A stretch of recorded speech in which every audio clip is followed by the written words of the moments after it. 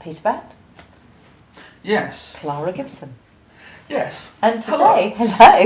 And today, we're exploring the joys of work. Basically, work satisfaction levels Yes. are, well, they're historically low. They're in the pits in this country, yes. But they've never, they haven't been very high for quite a long time, it seems to me. That work is more something that people do simply because they have a mortgage to pay. Yes, and there's no other way. They have to do whatever it is that will pay some bills. Kind of slavery, really. I mean, that's the chappie that you introduced me to. I don't know whether he'd like to be called a chappie. Actually, Professor David Graeber. David Graeber, an anthropologist. He's an anthropologist at the LSE. And 2 or 3 years ago, he wrote a book called Bullshit Jobs. Yes. And it was about the way that modern capitalism is creating basic meaningless jobs that no one would miss if they didn't exist, other than quite a lot of people get paid for doing bullshit jobs. Yes, and he had some very interesting, reasons for why people had them, because he'd done a survey. I was asking people to contact him if they would describe their own job and as a nominate their job. own job as a bullshit job, yes. But the reasons for why they had them were sometimes actually just to make somebody else seem good. Which was quite interesting, that very often they saw that it would make no difference whether they were there or not. But what was also very, very interesting was that actually quite a number of these bullshit jobs are actually relatively well paid, but actually sort of killing the mind and the initiative and creativity of people, because they're not able to do it, because it's a job with no meaning. But what he identified was that actually those jobs that were deemed vocational are actually, you're supposed to get the satisfaction out of doing the job, being a nurse, being a health visitor, being a police officer these days, because actually now police officers actually, it seems, have to have several jobs in order to pay their bills. And so it crossed my mind when I was hearing that, because I mean, as an ex-nurse and health visitor, I recognise very well that actually, being told, well, it's a vocation, being a vocation doesn't pay the bills, and it's grossly unfair that people who are doing things like, either, at one level you can say saving people's lives, and at another level they're actually doing things that other people would never dream of doing, clearing up vomit, clearing up poo and pee, and washing and caring for people that other people don't want to care for, and they're paid peanuts for doing it. But it then crossed my mind that actually so much is being turned over to the voluntary sector. Almost everything, if you just think about local services, and this isn't just here in Thanet, but around the country, that, care for the environment is being done by volunteers. Okay, yes, there are jobs that are created that seem to be part of empire building. So David Graeber said, if the whole class of telemarketing professionals were all removed from the face of the planet, would anyone notice or care? And the answer is probably not. Yep. But the most important point is that there's a whole load of work out there that really does need to be done, that the system and those who have the power in the system, mainly corporations and also governments that reflect quite right-wing business ideas, they're not prepared to pay for them anymore. They don't care. It's almost like, their money has parachuted them into a different planet. Well, the gated communities. Yeah. Because that's what most of those people will be living in. But it is more than that. It's also sort of like, these sort of island communities, or you go to Monaco, or, the tax havens, or that sort of business. That basically they don't care about the things that might bother us, or might even bother humanity. and they are no longer prepared to pay for it. And this is part of the withdrawal of the state. Yes, they want to pay as little as possible, Mm-hmm. and if they can get away without paying it at all, they will do. Absolutely. And so we now have a crisis of work, I think, but actually, interestingly, I think we also have a crisis of this idea of the Protestant work ethic, because our culture working hard is reliant on the Protestant work ethic, which tells you that through work you have self-advancement and self-respect, and increasingly I think that is complete bollocks. It is. Because an increasing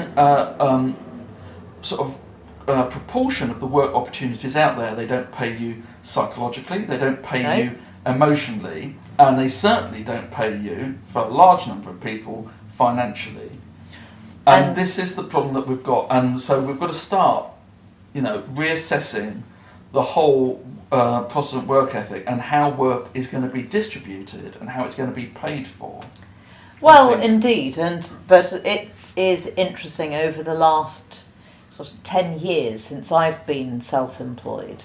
The happiest people I've come across have been those that are self-employed, who are in charge of their own lives. And I think it's very interesting if you look at the costs to people's lives of doing work where they feel, as you rightly acknowledge, completely undervalued, overstressed, underpaid, and it just, it limits them vastly, but the impact on their lives in every single way is absolutely phenomenal. Yes. And also intergenerational, because if you have children who are going to the education system, which is still educating people for this outdated mode of the economy, jobs that supposedly last forever and don't, jobs that supposedly require skills and don't.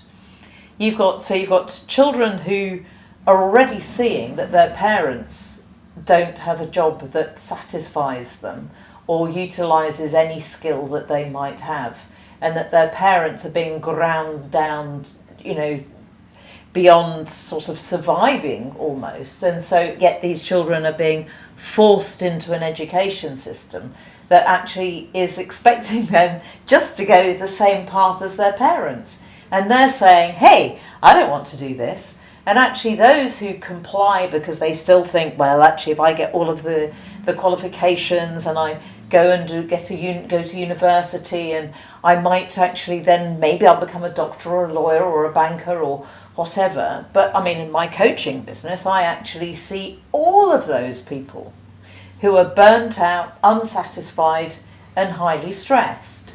But the impact on their health, through the generations, poor diet, stress, which then creates immediate and long-term health costs, deprive society of their own creativity. We're vastly poorer for this system. I think that that the whole work thing is becoming more manic the fewer opportunities there are out there. So we've got an education system which is now chucking out all of these graduates, and yet the opportunities for the graduates to earn the money that they need in order to pay for their education are reducing. Yeah. And I think that those who are in work, still in one of the reducing pool of well-paid, secure jobs, I think that that even they feel the pressure. Mm-hmm. But we have to ask the question. Economic and thinkers and philosophers were talking in the 1940s, 50s, and 60s, saying that technology was going to release. Oh yes, indeed, and has it, and that actually we would have much more of a life of leisure, which leads me onto the sort of things that I think that we need to start looking at is reassessing work. Mm-hmm. And reassessing our lifestyles to see if we actually need all the things. Oh, indeed, yes. That we want. I had a lifestyle change about 6 years ago, and my life went from living in a big house to necessarily living in quite a small flat with very few things, and the relief of doing that was truly amazing. Yes. all of a sudden I had my life back. Yes. But also, if you don't want to give up everything, you then have to think about ways of maintaining your leverage. One of the reasons for the increase in wealth disparity, it seems, and income disparity, is that people have been convinced of the rightness of getting rid of trade unions. Mm-hmm. But actually, the disappearance of trade unions and also their emasculation, because let's face it, they're as powerless now as they've been for the last 80 years, has actually been mirrored by the inability of ordinary people to basically get the same share of the wealth that they are creating. Okay. Yes. So much more of the wealth Absolutely. they create is going to their bosses. Oh God, absolutely. And it seems to me that, you know, who will pay them as little as possible. Who will pay them as little as possible, yeah. So we need to think about our lifestyles and healthier lifestyle, spending more time with friends and not necessarily being obsessed with the 57 million inch plasma TV or just taking on shed loads of debt. Yes, absolutely. But also having a bit, you know, accepting that you need to have a bit more power in the workplace. You need to have leverage. Otherwise you will be dumped on from a very great height. Yes. But also I think it's enable for people to realise why they want to do whatever they want to do it. Yes. Because I think for people to, you know, even at school, I mean, I've had, you know, school students and worked with school students, actually helping them to realise why they want to, what benefit the education can be to them rather than that they have to do it. There's a difference. And actually helping them to develop their dreams of what they want to do so that then they can see the purpose in whatever it is that they're being asked to study. So that they're using the education system for their benefit rather than the stats of the school system. Yes. And I think also in work, I think that people need to realise that they do actually have choices, and that because of the nature of work and the, as you say, the insecurity of work, I mean, absolutely nobody has job security anymore, and some have much less. Unless you're chief executive of a bank, even if your bank loses billions of pounds. But you might. There are the odd occasions where they do get moved on, but they then tend to get a sort of very handsome but they only move handshake, on after their bank's performance was so hideously terrible that it threatened the stability of the entire economy. Then they're moved on, and then they get millions upon millions. Otherwise, they get richly rewarded for doing bugger all, or for doing things not very well. But I think. So the point, to finish this on, is that we need to think about what it is we want to achieve and the work, but we just need to stand back from this Protestant work ethic where we're told we have to work all the time, and actually just try to take some control. Absolutely, that you're doing it from your choice. That you're doing it with a purpose, and actually, you can then actually create a lifestyle that you have some control over and which actually gives you some pleasure. Yes, because otherwise, why are we here? Otherwise, we're just listening to politicians who just want us to work for harder and longer and to burn ourselves out. And I think... they'd be quite pleased, because actually the sooner we die, then they don't need to pay them for the national service. Clara, that's a little bit cynical, isn't it? I do have my thoughts on that one, I'm afraid. I don't know that they really care. Okay. Well, on that note, that jolly note, just take your own life back. That's what I say. Yes. Actually, you can take your own life back and be in control of it, and that is vital for your health and well-being and the joy of society. And living as community. A smaller economic footprint. Oh, it's vital. Environmentally vital, but actually emotionally and spiritually and all that sort of business, I think it's not as scary as it seems. No. When you're in that high-paid job and you're trying to pay all of your bills. I mean, there's quite an adjustment, and some of it would be difficult. But actually, the end result is nowhere near as scary as Yeah, you it's may like- be led to believe. Yeah, it's like decluttering. Decluttering, Isn't it lovely? simplifying. Simplifying, yeah, Yeah. make life simple. So, Anyway, on that note, we say goodbye. bye for now. Bye.